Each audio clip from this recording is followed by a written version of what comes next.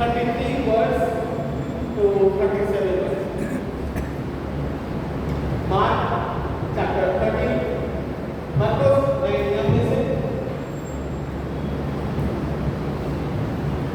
मरकुस की पुस्तक उसका 13वां अध्याय और 33 पद से लेकर 37 पदों के बीच में।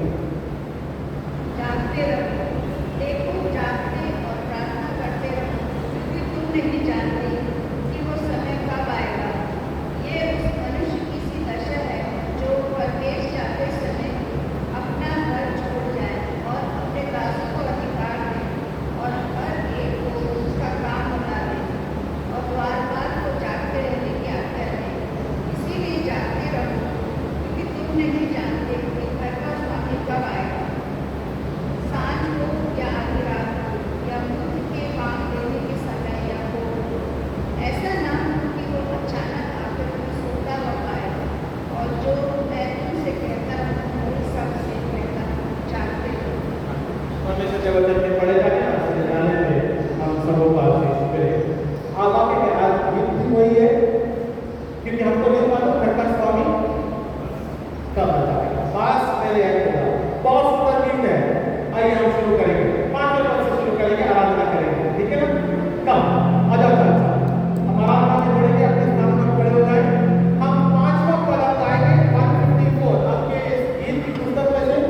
इस गीत को हम तैयारी के साथ में गाते हुए और आराधना के गीत में फिर हम सम्मिलित होंगे, ठीक है ना जान साहब।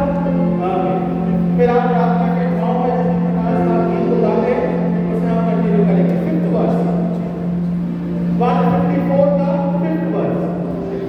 5 मेरे हैं खुदा, हमको नहीं मालूम कि घर का स्वामी कब आएगा और कब जाएगा, पर हम अपने जीवन को तैयार रखें ताकि वो जब आए तो हम तैयार रहने पाए। 154 बहुत से लोग नहीं जुड़ने पाए थे हमारे साथ में, तो मैं इस गीत को क्योंकि हमने सवेरे ये गाया है गीत स्टार्टिंग में और इसी से ही हम फिर प्रार्थना के भाव में वो गीत गाएंगे जो कि आराधना के रूप में है। जो हमारे साथ में जुड़ना मांगते हैं वे सामने आ सकते हैं। और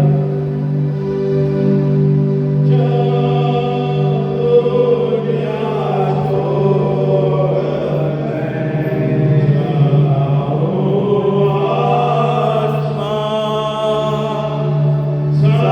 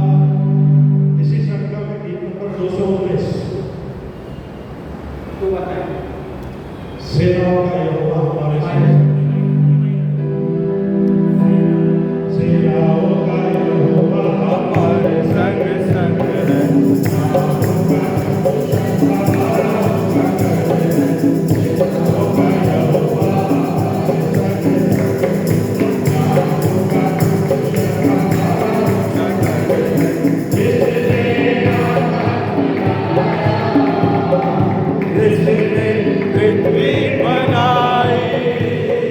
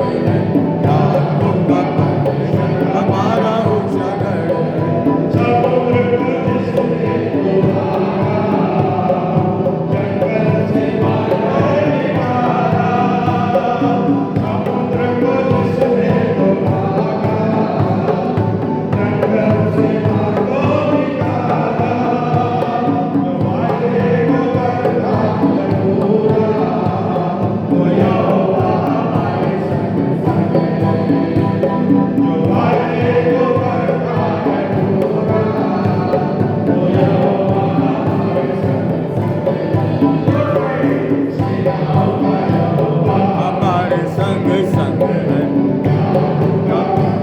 हमारा ऊंचा गढ़ है।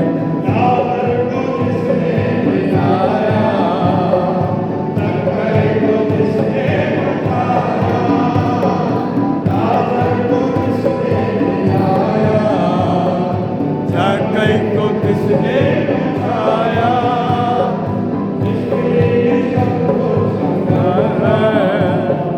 यहोवा हमारे संग संग है।